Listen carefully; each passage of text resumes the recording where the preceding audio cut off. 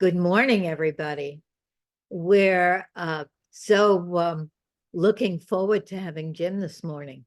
Everybody's saying, "Well, what is he going to say?" And we're going to have a song, I believe, as part of our reflection this morning. Now you gave it away. Oh, I'm sorry. I didn't know it was a secret. Everything's a secret. I see. Well, we're revealing all secrets this morning. Not all of them, though. So I certainly don't have to introduce Jim, but I will anyway. Jim is a psychotherapist and focusing person for many years, and my neighbor, and bikes to my house, which is so lovely. Jim said I should introduce him as that I don't know who he is or why he's here, but I do know something of who he is and why he's here, and I'm so appreciative of Jim being a fellow seeker of community, the experience of it and the understanding of it, the theoretical base of what we're trying to do, and a participant in so many of the projects that we're doing these days post-COVID. So that's all I'll say. We're revealing Jim. So that's who I am to a spectator, but that's not who I am experientially. Yes, I understand that. So just let me say that if you're wondering who we all are and what we're doing here, then you've come to the right place. Though that might be just because you just woke up, but maybe that's not you. Maybe you're not wondering. So let me also say, if you know who we are and what we're doing here, you're also in the right place. Perhaps you may feel like a focuser or a helper, here to help and be helped. But if you're in the second group, those knowing what we're doing here, you have an advantage in that you probably also feel like you're in the right place. Because that sense of knowing is a sense of belonging. And when we feel we belong, we're usually too busy belonging to question it.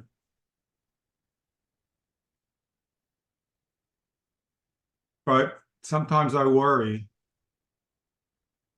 that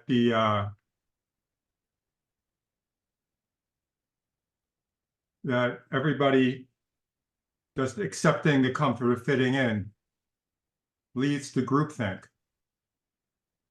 And that's what I want to ask our questions as a way of creating distance, making what's normally background into the foreground. And if you look at the current state of the world, it may be the way it is because no one is stopping to question who they are and what they're doing. But I don't want to leave out the first group. Those who showed up, who are wondering who we are and what we're doing here. Turns out that you can be in that first group and still feel a sense of belonging. It all depends on how you ask the question. If you ask it like a philosopher trying to understand the human condition, that's who you are, a philosopher. And the we in the question, who we are, is telling you we're all in this together. We belong together. We share a fate and an identity. But unfortunately, that's not how I ask. I'm usually asking it in bewilderment. not as a philosopher, but as I want to say as a foreigner, someone who's unfamiliar with our shared culture. And I'm hoping my asking will show me the direction to belonging. In fact, I'm often jealous of those of you for whom English is not their first language, because then you have an excuse. I don't have one. I'm a native New Yorker, as some of you can probably tell from the way I speak. That's how typical I am, how much I belong here. But that's not enough for me to feel that way. So originally I was going to do this talk last week. So I had too much time to prepare. And when you have too much time, you write lots of different versions. So I got to figure out which version to go with. But that's part of the problem with this topic. The answers seem to continually be changing from day to day or moment to moment. So let's start with the easy answer we gave earlier.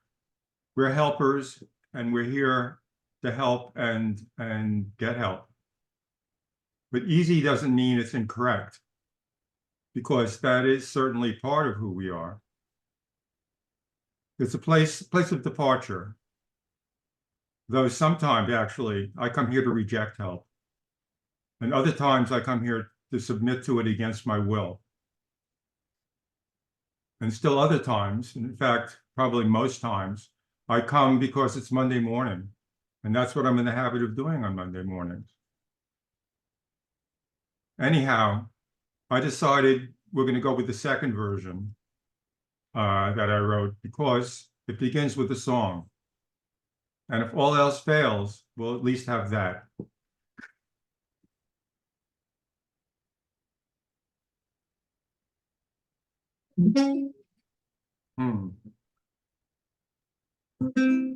Okay, I'm in key. That's good.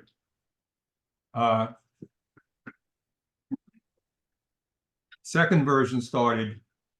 Sometimes who we are and what we're doing is easier to understand in retrospect, or who we were and what we had been doing at any rate.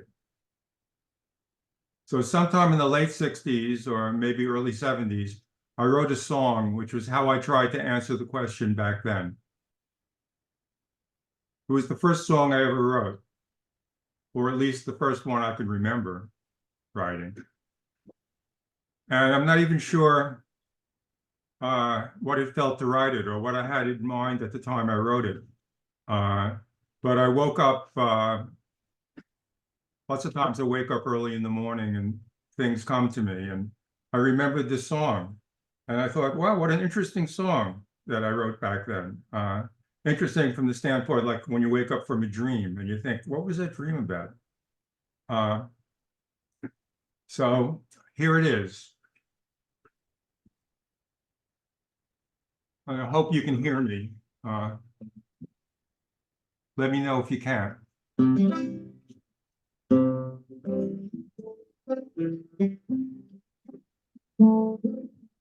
Oh, God loves me, but I want more. I can't make love to someone I never saw. I must be shopping at the wrong drugstore sometimes.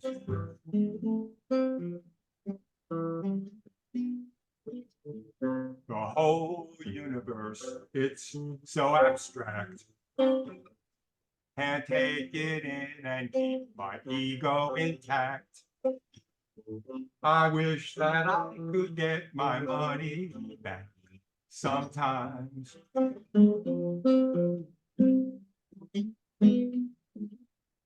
If we're a one and love is all you need, then why can't I get along with you? If we're a one and love is all you need, well then, baby, what's that leave for us to do? It's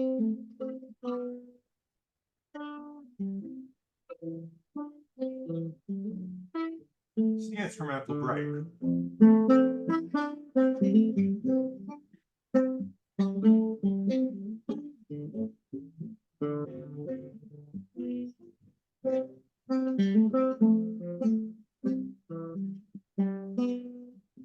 When I grow up, I want to be a man. But meanwhile, I'll just do the best that I can. I'll make believe I really understand this time.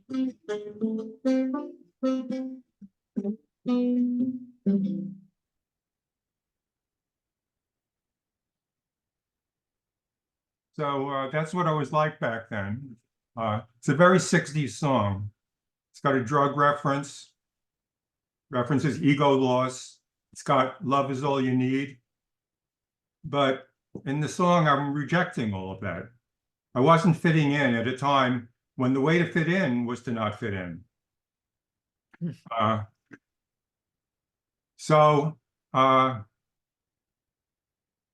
Moment while I take a bite of breakfast here.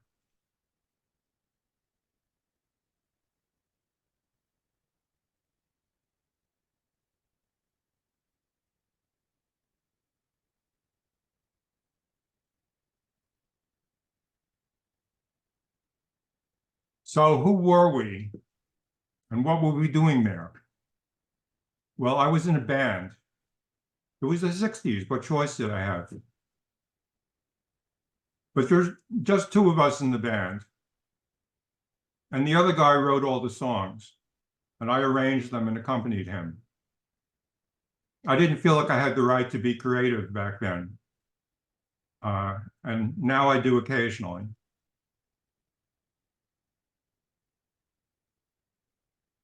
But I wrote that song and I performed it at a gig in a tiny club in Atlanta, Georgia.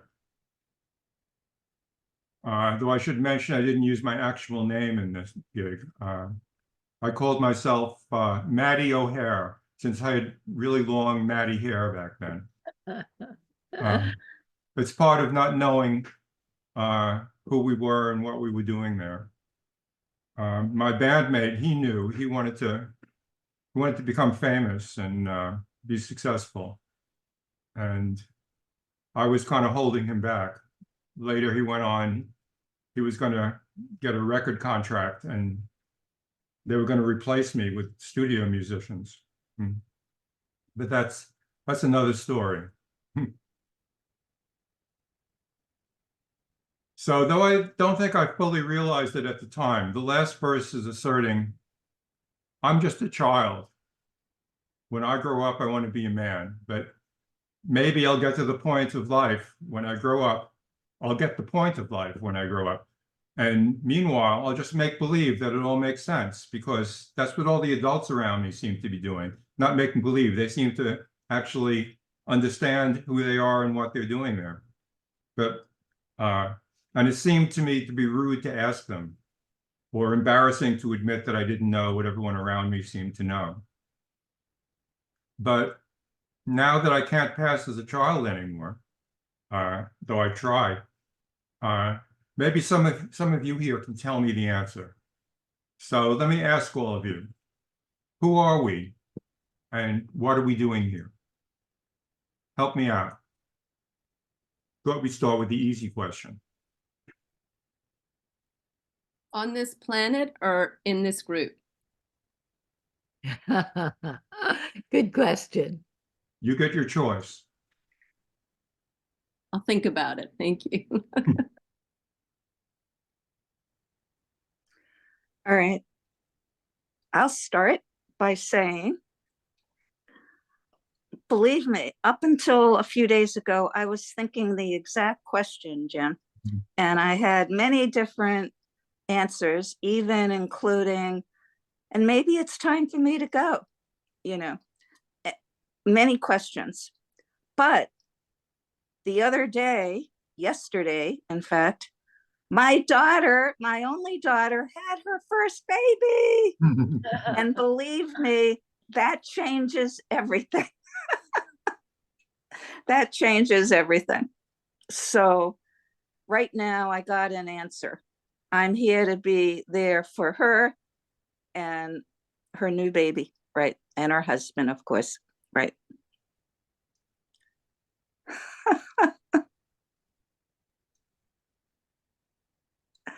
Thank you. So I guess I can't actually be there for them, but so that doesn't fully help me out, but I'm glad you have that. Congratulations, June. That's wonderful Thank news. you. Yeah, Yeah. thank you. So Monica, Thank you. June, I'm so glad that you're here. I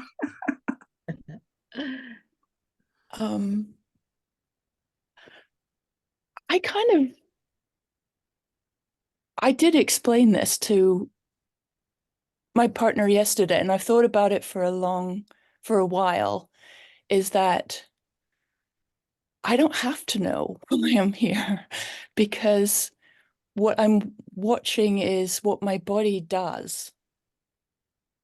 It's very interesting. And I notice a little frown on someone's face, like, oh, what does that mean? It means like I'm walking in the street in Guerneville, which is a small town bit to the west of us, and I take a picture of a house and I say, that's my house. That's the house I want to buy. That's my house. And it's not conscious. It's so like, it's something that bubbles up, and then it's something that I do. And then I look at the doing and I say, wow, what is it that I just did? And maybe that's something to do with, that book that Jean wrote, that some smart people understand. So that's my answer. so you're saying like it's empirical. You find out in the moment. Yes, or afterwards, upon reflection. That's why I'm here. I'm here because I'm doing that. Okay, thank you. Anyone else? I'm still thinking about June and this immediate experience of, oh, I know why I'm here.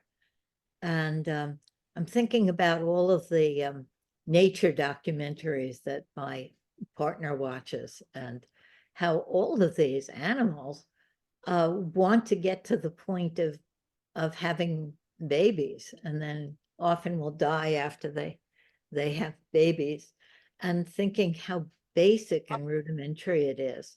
And I have never had biological children, but I think that my life and my experience now is very much about finding parents, being parented, and parenting and grandparenting now. And then feels just so natural, carrying whatever it is forward in whatever way, and making connections seems like the little grain of sand that and it feels like all of us, sort of try to push with our noses a little bit further. And then I think of Ramdas saying that we're all just walking each other home. And that's also a nice image for me. No, I like that one. Anyone else? I can jump in, Jim. I've thought about it. I was born in the 60s, and so your tone, the whole thing really resonated with me, your music, all of it. But you reminded me, when I was about 5 years old, I was sitting at the bottom of the steps looking out at the stained glass window and the light coming in. And what is it all? And I don't know. I mean, it amazes me looking back that at 5 years old, I was asking that question. But if I look throughout my life, I've been asking that, and I've had different answers all along the way. The answers have changed along the way, and they continuously change. And so I don't have the answer right now. I'm still, I have adult children who are with partners, and, I'm still looking at this. I don't have grandchildren yet. And so I'm in that phase of kind of figuring out next steps as my kids are in their places, and saying, Mom, we're okay now. We don't need you for this, that, and the other. And yeah. So thank you for the question. It's a good question. It's a good answer too. I see Miri is raising her hand, or maybe it's a kangaroo that's raising their hand. Miri? Are you there? I didn't know kangaroos had hands. Okay, can you hear me now? Yes. Okay. Thanks. Why I'm here is the same reason my children are here, I think. I'm here because my parents' bodily fluids kind of mixed together, and here I am. That's how it happened. They made me. They did something together, and here I am. It's as simple and basic as that for me. Well, that's more how rather than why. Oh, But maybe so how then is the why. why. So the why would be, I would need to ask them why. They're the ones who got me here. They put me here. All right. So I guess that's why I'm asking you, because and everybody else, because I didn't put myself here, at least not that I remember. I mean, maybe I did and then forgot, but I guess if you know who's to blame, you might ask them.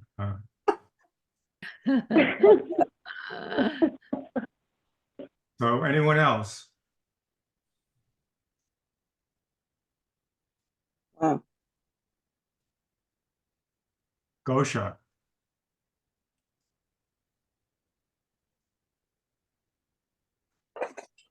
I'm wondering how it will sound trivial, maybe. But yeah, it's from the depths of me that we are here struggling to learn how to love,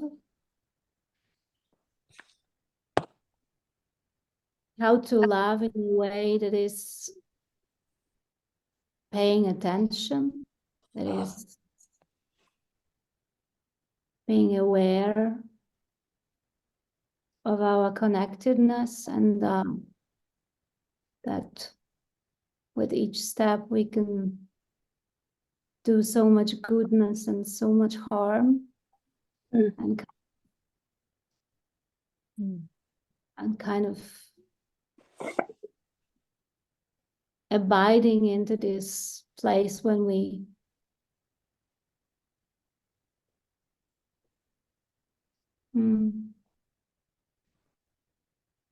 yeah, like I'm talking about the kinds of love that I found in my life, some of where I felt easy and beautiful, and some really challenging.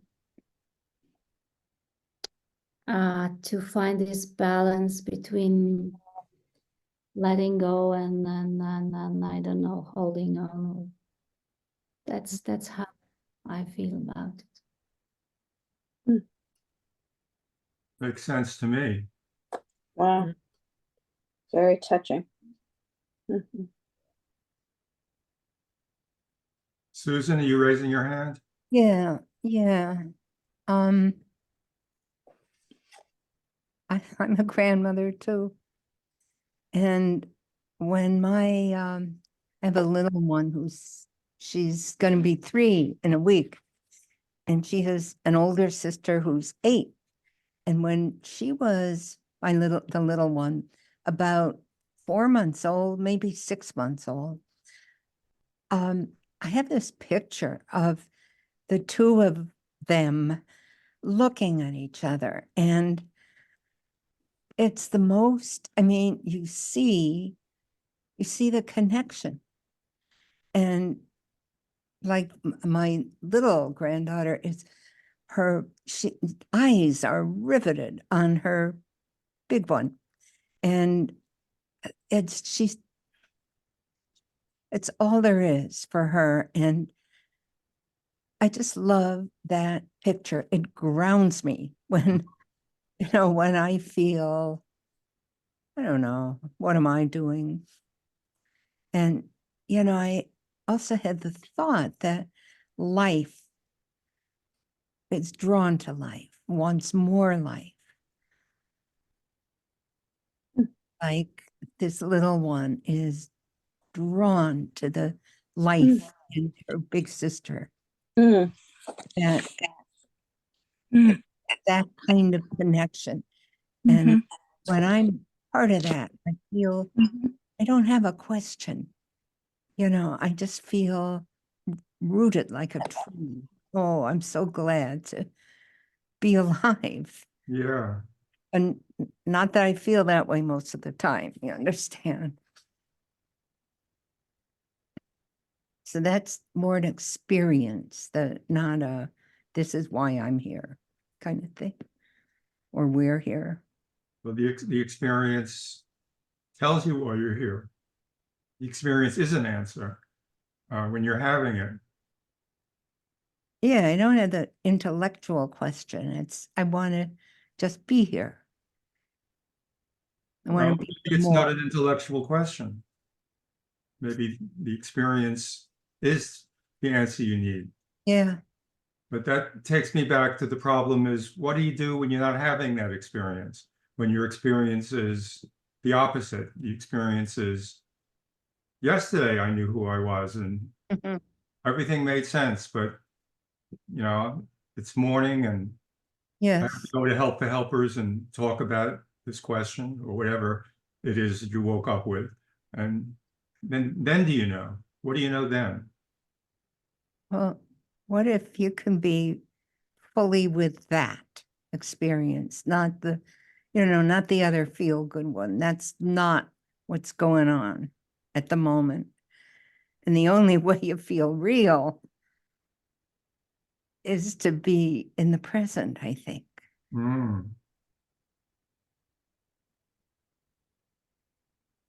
Sometimes I certainly don't want to be. Doesn't always feel good, does it? No. Feel bad. But sometimes feeling bad is part of the answer. Liz? What's with all the knowing? What's this need to know, the trap of needing to know? Because to my side is my cat Torvald. I don't think Torvald asks these questions. And he seems to be pretty content. So maybe he's not always content. When he just gets the dry food and he doesn't get the wet food, he's not as content. But I still don't think he's asking, who am I? And why am I here? So the curse and the blessing of asking these questions, of having this cerebral cortex, if we want to get neuro on our asses, or we could call it spirituality. But what's the deal with these questions? What would happen if we didn't ask them at all? Would we feel that we were drowning the way a lot of people feel when they meditate? People who say, I can't meditate because I'm just drowning if I don't cling to my thoughts, such as, who am I and why am I here?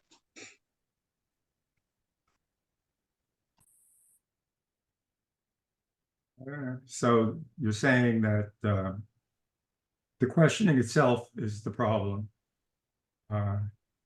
And No, I said blessing and curse. It's not necessarily a problem. It's the human condition. it's both. It's And the even problem to say and- blessing, curse, problem, not problem, there's still more evaluations.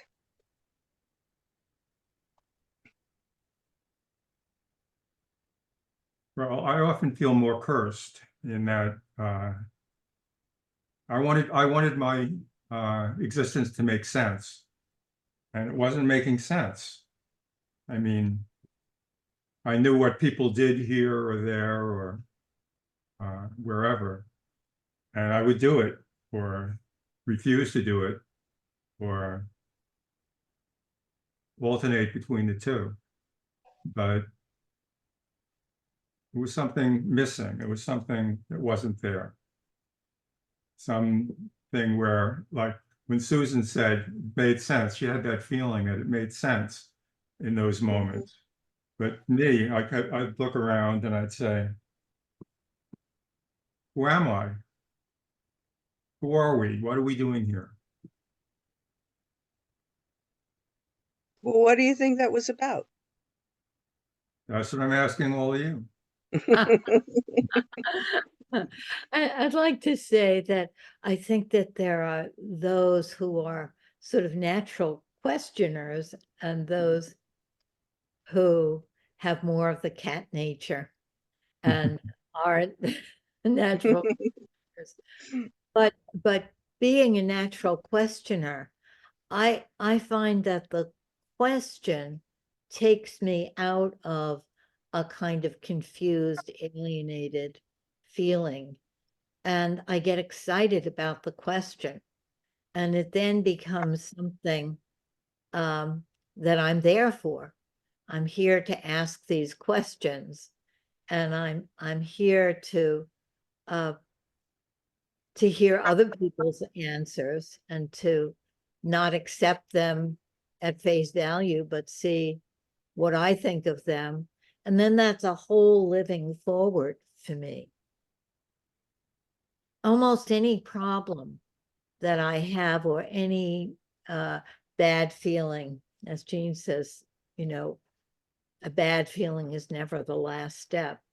But any bad feeling, if I turn it into a question and get interested and talk about it with other people, it's transformed into something, a puzzle that I'm there to solve or not to solve, but to take the next step with.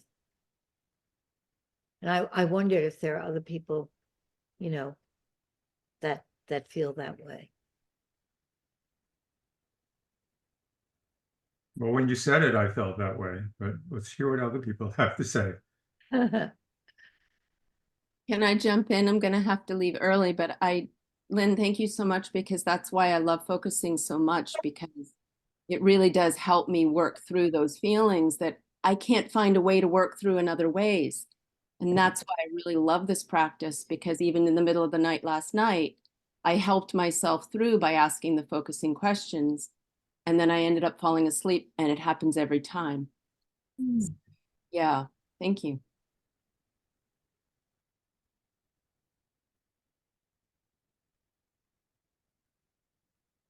Sometimes when I'm asking, it's because I can't fall asleep.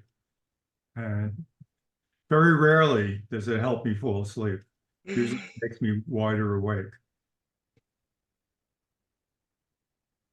Lynn, what struck me about what you said before, if I may, Sure. is that you were talking about the thinking and how that comforts you. Mhm. But what really got me was that at the end you were saying with other people, as if it was almost an afterthought. But I felt that, and especially having gotten to know you a little bit, that was the essence, more than just the rumination, even if you're ruminating in question form rather than in assertion form, it's still looping around your own thoughts, but then you're kind of saying, and with other people. And Yes. then another common denominator, and I was also wondering if it's gender related, since our presenter is the only one here that is probably, sorry for presumption, the only one here with an XY instead of an XX. We're hearing a lot about grandchildren and that children, it seems like I wonder how gendered that is. I too have a grown child who will be getting married next year, and I'm thinking, am I going to get a baby out of this sometime? I don't want to say anything about it, but I'm hoping. So, who are we? And maybe that we want these cuddly, there's a lot of cuddly creatures that have emerged in this presentation that people are zeroing in on. Well, to me, the questioning, even when I'm by myself, is with other people. I'm talking to Brother David Stendelrast, who I love and have never met, or Jean Genlin, or many other people. I think, oh, well, they would say this, or my friend so-and-so would say that, or, but there are a lot of people there, even when I'm alone.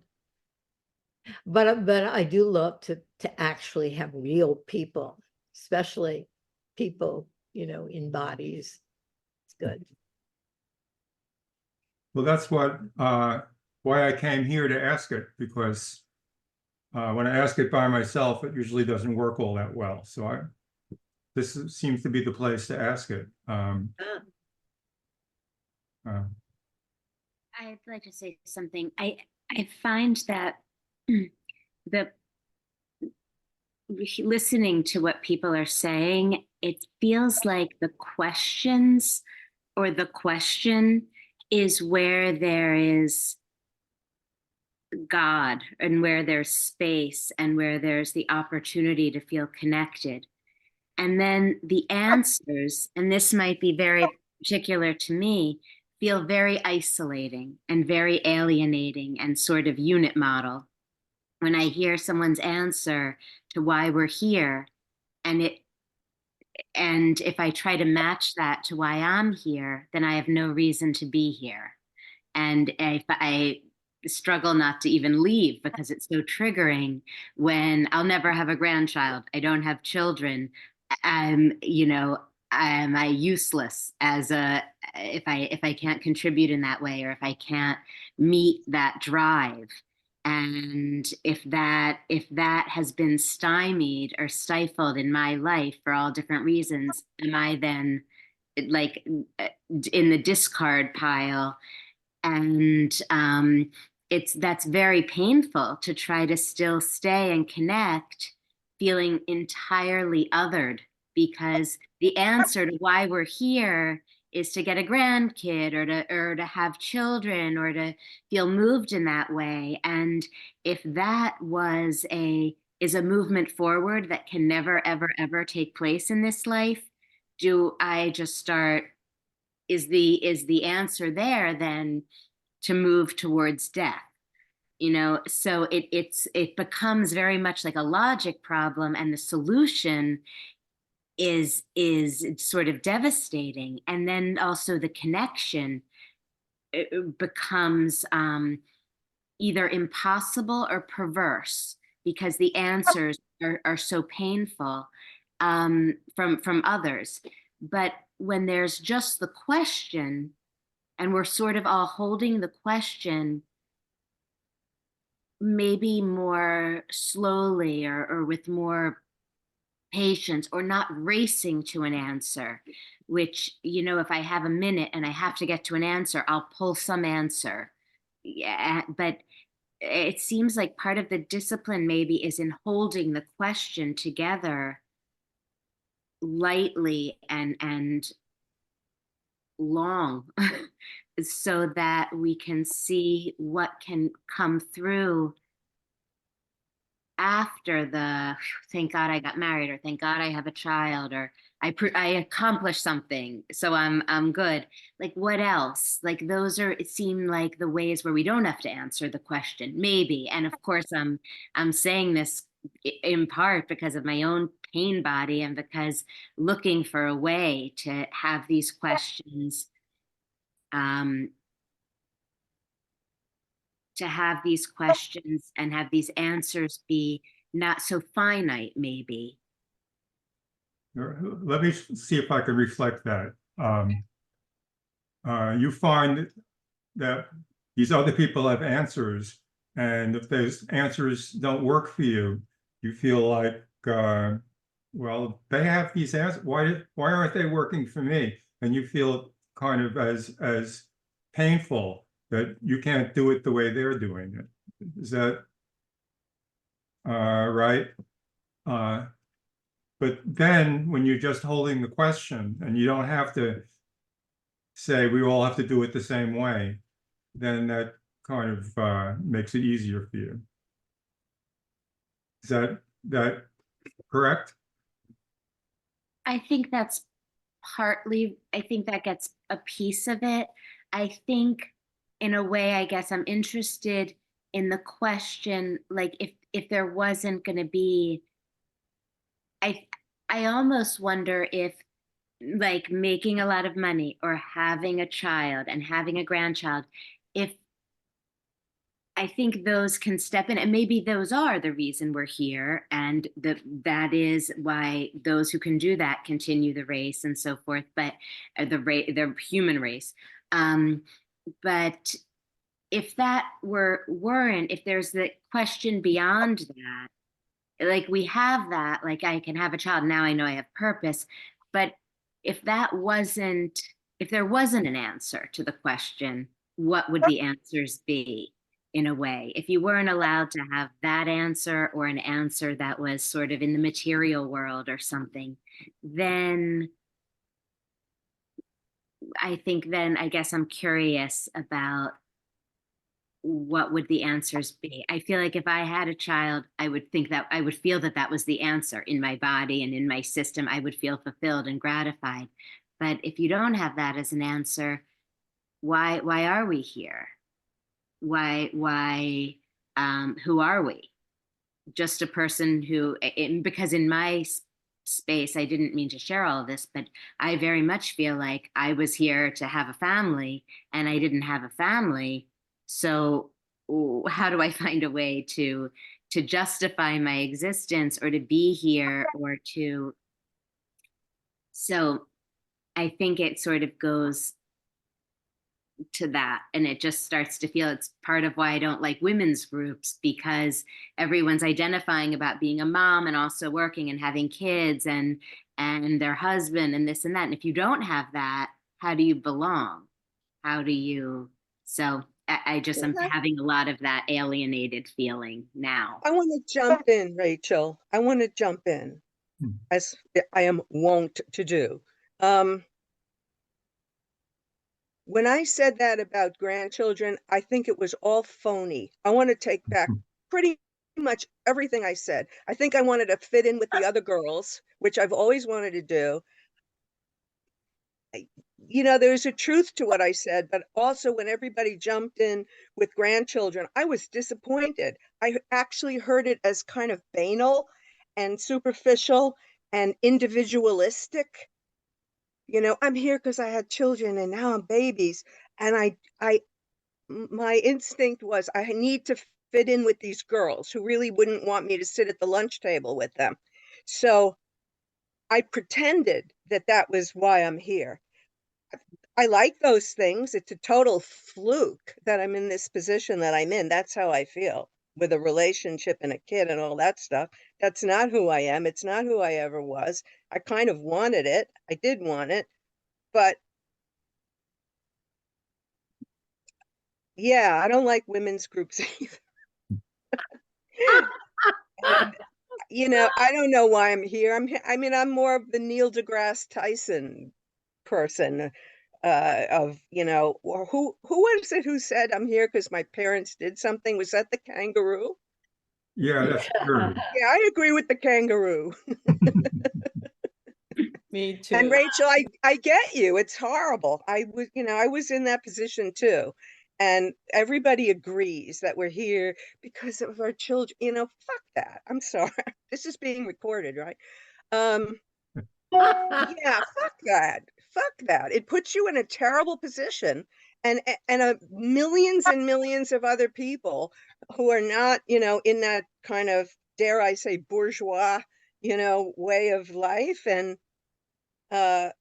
maybe there's some other reason to be here. Maybe there's no fucking reason to be here. Maybe the whole question is sort of, you know, like, just maybe we need to go in a completely different direction. Yeah, I'm sorry. I'm sorry I asked it. Oh, wait a minute. I want to save the question. I think that we're not asking an intellectual question. We're asking a question about what gives us a felt meaning of what we're doing. And I don't have, I haven't had children, and that having a child wouldn't be, that isn't what I long for, think I was born for. I have the experience, though, of parenting and grandparenting, and it gives me the feeling of meaningfulness, and that's why we're here, is we're parenting each other and we're giving birth to things. I had to redo my resume for something, and I thought, oh, I'll put Help the Helpers, you know, initiating Help the Helpers on my resume, which felt good, like, oh, I'm parenting this group. I gave birth to this group, not alone, we all did. But there's an experience of both being parented and of parenting that feels in my body like, oh, that's what we're all doing. We're nurturing life. That makes kind of sense, because the alternative, I mean, I remember when my grandchild was born, and everybody had said, you know, as a promise or a warning, when you have a grandchild, then it all becomes clear. And it didn't become clear. I felt like, oh, I'm doing it wrong. And I didn't have to do anything to have a grandchild. Whatever I did, you know, well, I did have to have a son, but anyway, Ro. I always think of Teilhard de Chardin's quote that we are spiritual beings having a human life. We are not human beings having a spiritual life. Right. And there's something about loving that, knowing that I'm actually here as a spiritual being. And this whole, you know, problem of being a human, with all of its questions and, you know, and divisiveness. You know, I mean, it's funny, we're talking about children and aging and grandparenting. I mean, really, my experience is that you are your child. You're always looking for that child, that special one that has, you know, that maybe didn't ever really truly have a childhood and needs a longer one and is now, you know, approaching 80 or beyond and is still wondering whether or not you get to be a child. And you get to be a child. You know, I mean, I love the quote by Marianne Williamson, you know, you don't, you know, you're here to shine, be like a child. Don't let your age stop you. That's what I wake up with every day is, you know, just because my bones creak or my back hurts or whatever is going on, I get to be the kid. Mm. Play it. And you're, you know, we're all children. That's what we're doing here. We're just in the sandbox together, and I'm having a good time. So, you know, just keep it going. It's never too late to have identifying- a happy childhood. What? Right. That's It's right. never too late to have a happy childhood. Never, never. Everything, you know, what is about everything you needed to learn, you learned in kindergarten. Mhm. You know, it's that simple.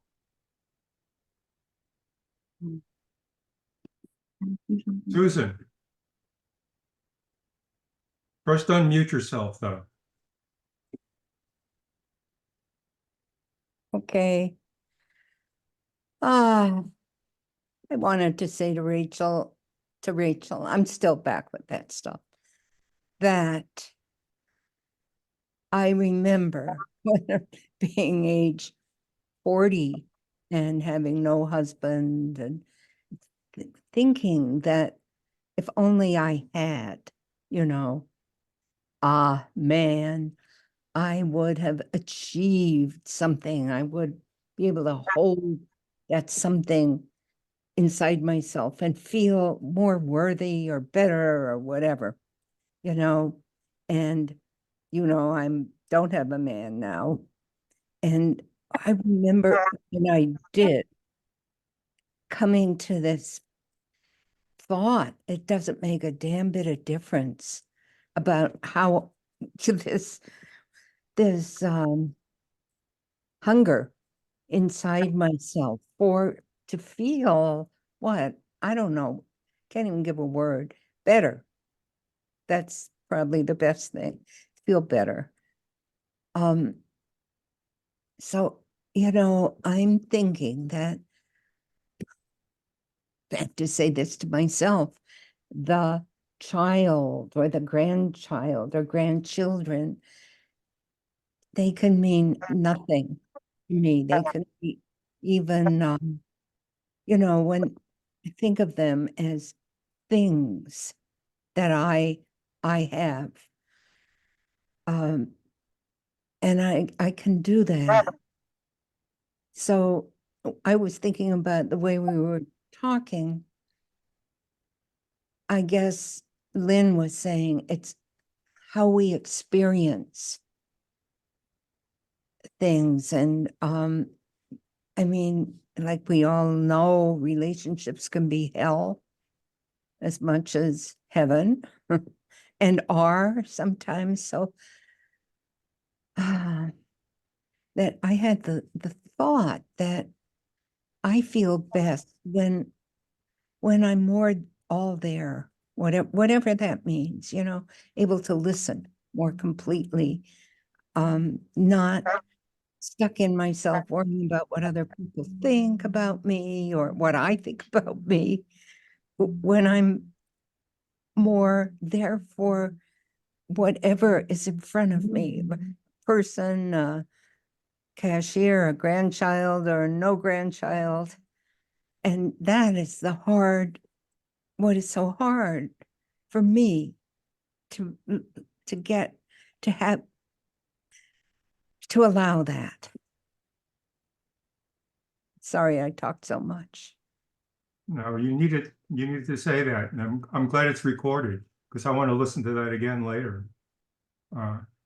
You're all doing my research for me. You know, after I listen to the recording of this, I'm going to have my answers. Pauline. Hi, Jim. I noticed my caretaker said Sashi had her hand up, so I really just want to acknowledge that if it's well. You know, Then I'll come back.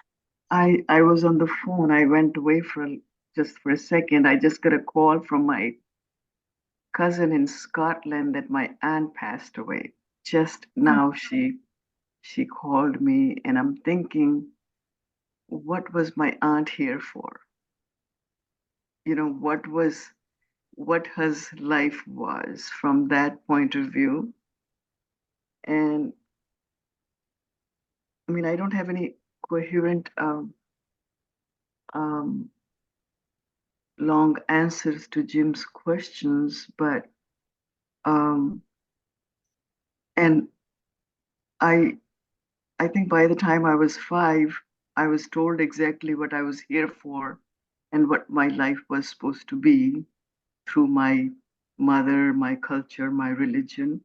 And it was pretty much, it made sense to me. So, but all my aunt's life to me was the content she left for me, all the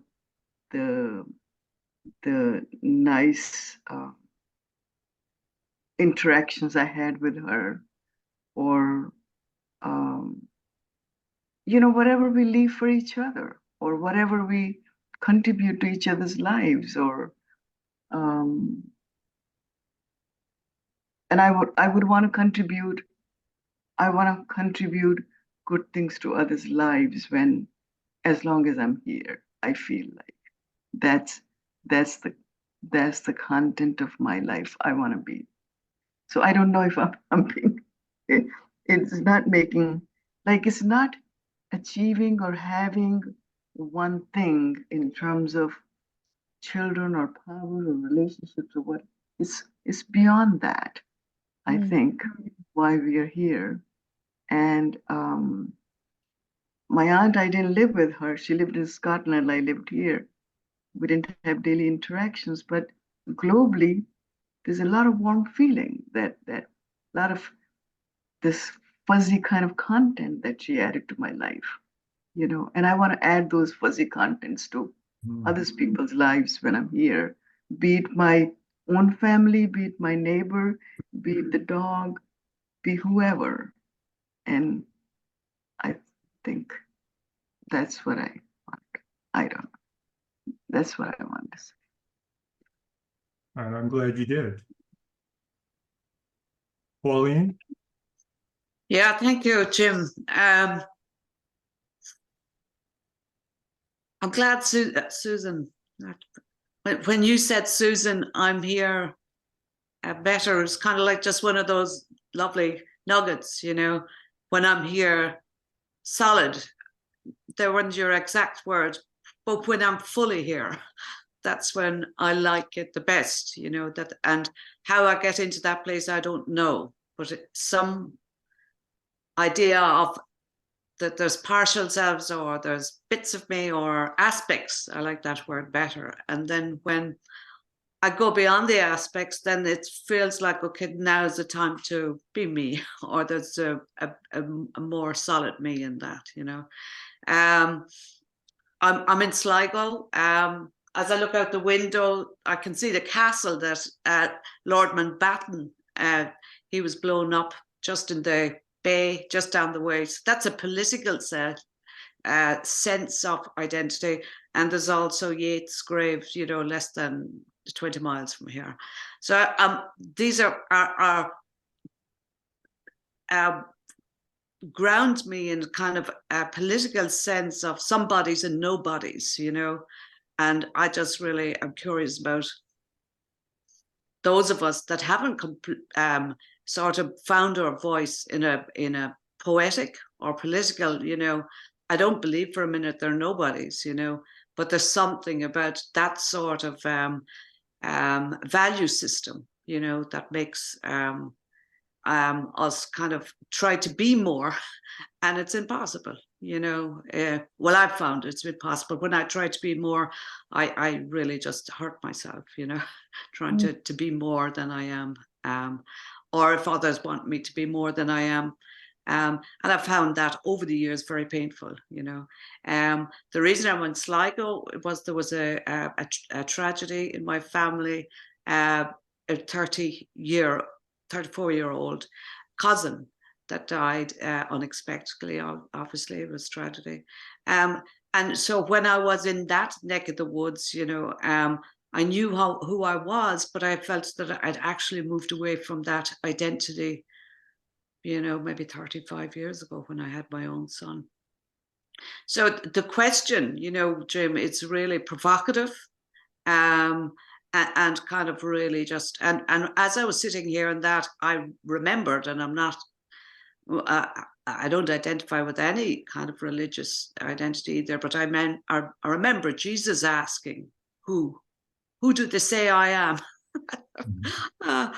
To use your poetic phrases, like if he doesn't fucking know who he is, you know, how the fuck do I know? Or, you know, he's asking that question, and I'm sure it's in a context, you know, but you know, it's one of those questions, you know. So I suppose it's coming back to that centeredness, you know, that you spoke about, Susan.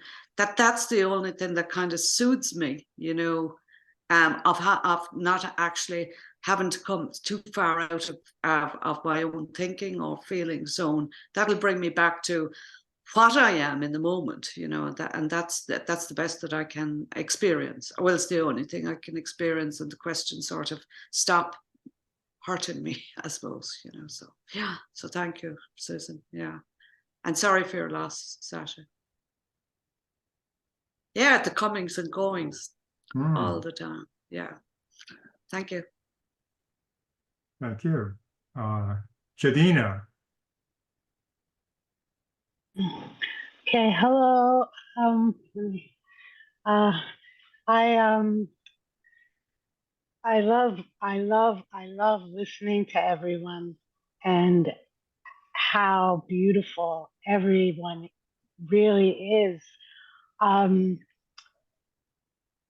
really appreciate the elders here. Oh my goodness.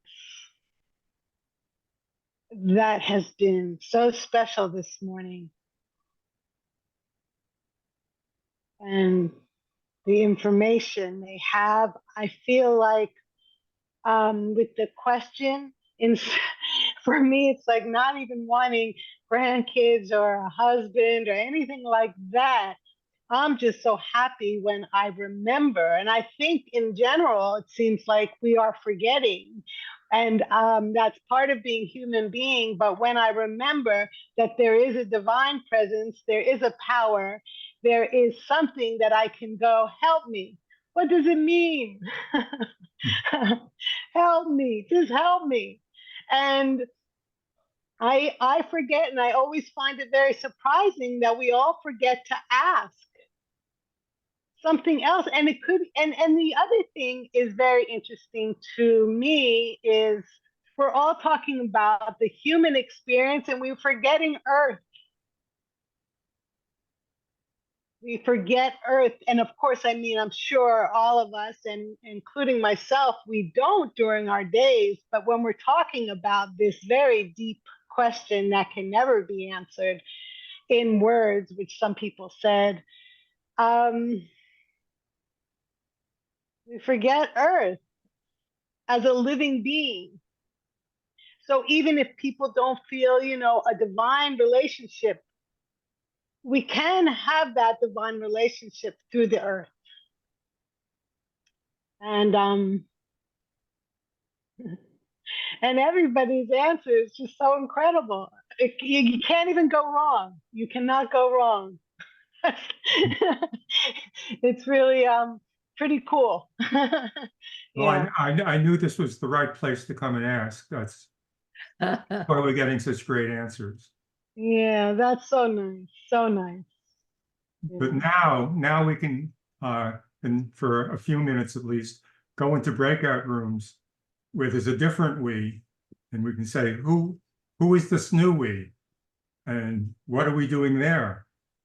And I thought I'd give some instructions, but I think it might be better to have no instructions at all, because the instructions are like Rachel was saying, it's like, well, they have an answer, so my answer should be the same as theirs. No, I think we should just find ourselves in breakout rooms and look around and wonder, who are we? What are we doing there? So, Christine, can you throw us in? That's such a magical thing. All of a sudden, there will be. I know.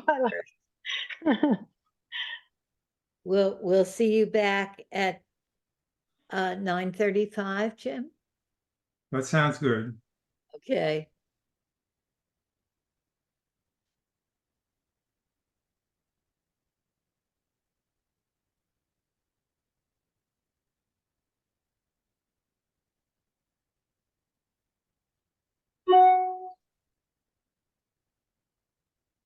It might be interesting to ask how the question is different in the breakout room than in the whole group.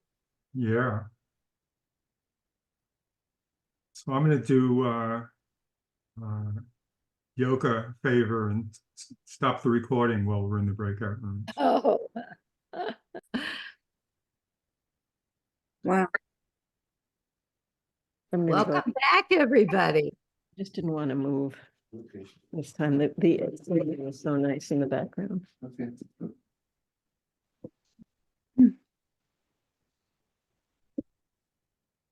So I hope you all had a good breakout. Break down, Jim.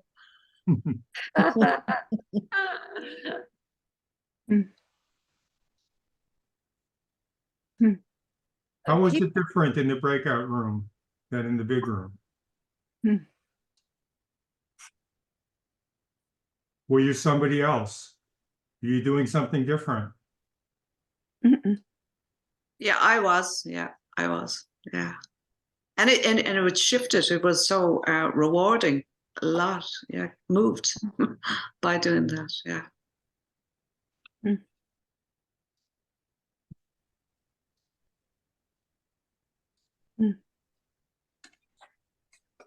Very intimate. Very close.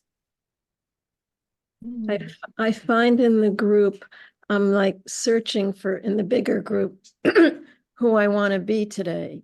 Like, what can I show you? Which part can I show you? Can I show you this? Can I show you that? And I get so caught up in who I want to show that I'm afraid to say anything. And in the smaller group, I just felt I was there with who I was and what I was feeling. And it felt like a relief. So that's what happened.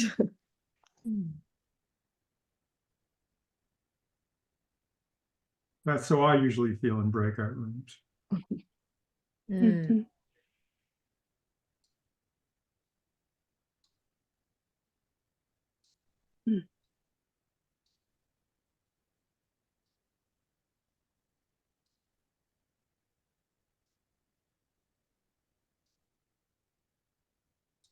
Can I ask? I can ask you a question, Jim. Like, do you get a sense of in a bigger group that this, is the question coming from some sort of theoretical sense of, it's like, do you expect to get an answer, from the bigger group? Did you? I'm always hoping to get an answer, but that's different from expecting.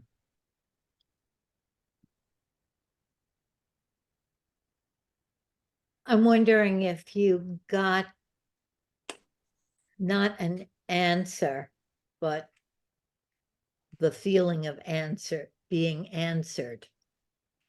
Well, now what I'm feeling is that we got an answer, but I forgot it already, so I have to listen to the recording.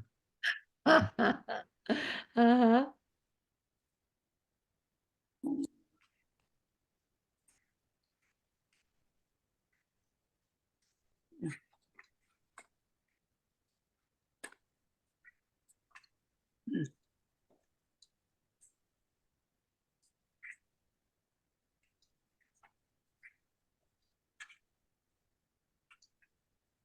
And I'm getting an answer right now by just looking at all of you on my screen.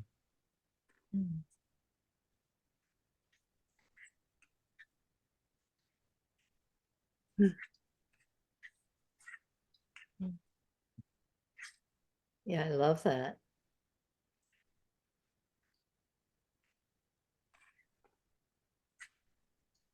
Maybe the feeling of being answered is in the faces of each other.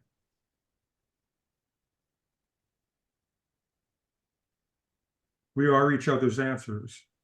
Yes, yes. We are each other's answers. I like that.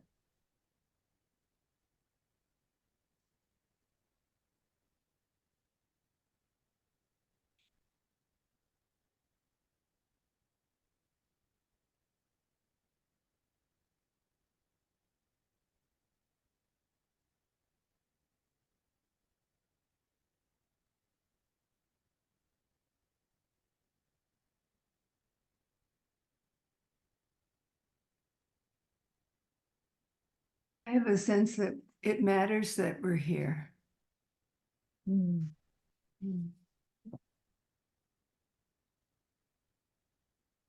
Matters to me.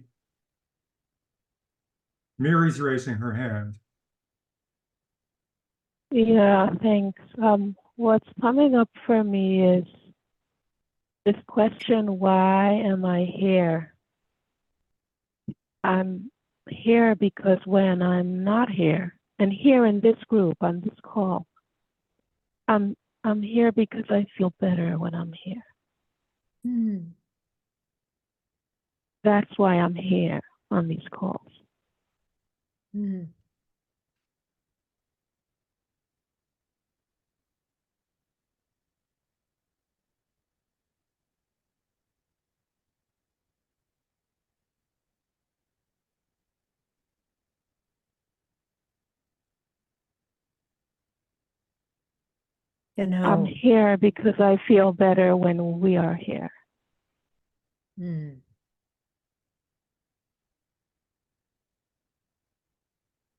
Susan? I was going to say what was coming for me was hearing I feel better. And for me was I feel I matter. That's enough for me. You know, as opposed to I don't matter. Horrible, empty, disconnected feeling. I matter. You matter. So, We matter. yeah.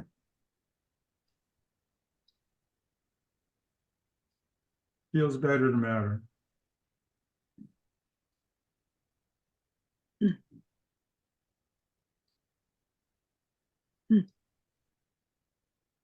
That's what I'd like to bring forward from the questions, Jim.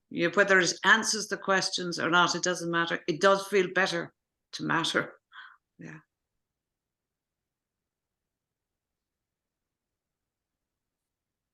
I think it might be time for the poem, and I'm really looking forward to hearing it. Oh, But I don't want to cut anybody off if anybody has something to say before the poem. I actually have to leave at 9:45, so that's 1 minute. So I'll see you all next week. Bye. Bye. Well, I need to just say too that I'm going to Vietnam for a month, five weeks to do some Wow.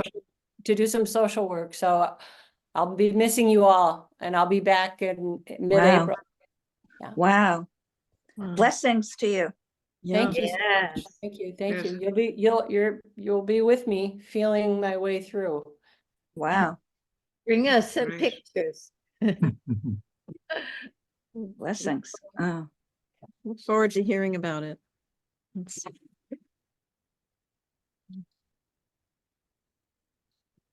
This seems the right time to say thanks so much, Jim. I just loved that singing. It was just so brave and fresh, and I loved it. So thank you. This is the right Yeah. time to say it. Thank you.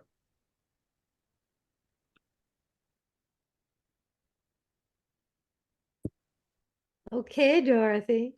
Okay. Life is Not by Jim. And I'm going to read it twice because there's a lot here. life is not a theory, dearie.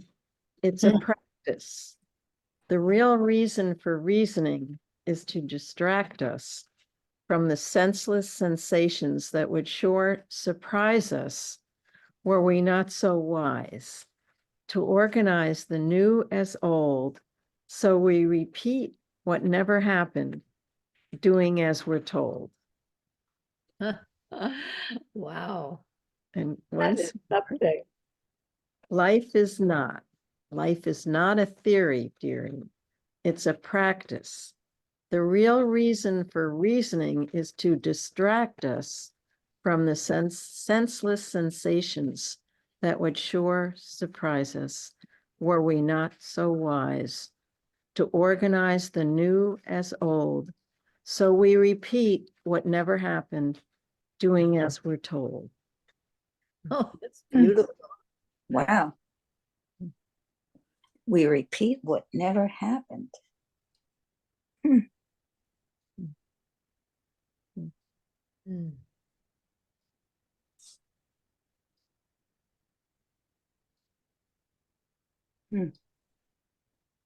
That's why you're here, Jim. Yes. It's to be that phenomenal teacher. Mm. Well, that was me at like age 25. Wow. Can we put the poem in the chat? I won't stop you. I don't know if I could type it that fast, but I could. I can try and do it. Oh, okay. When did you write it, Jim? I was about 25, I Oh. imagine. Wow. Oh. Mm.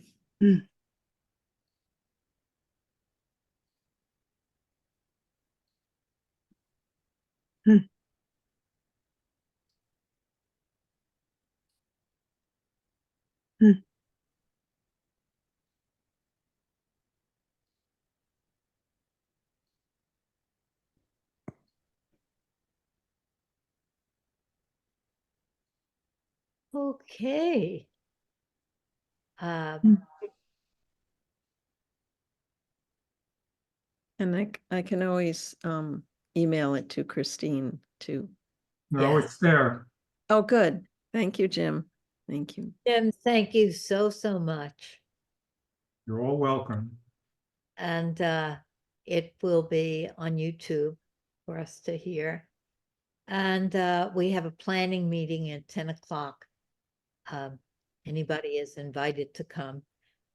But the planning people on the committee love to have you there. See you next week, everybody. Bye-bye. Thank you, Bye-bye. Jim, Bye. So much. Bye bye. Thank you. Bye-bye.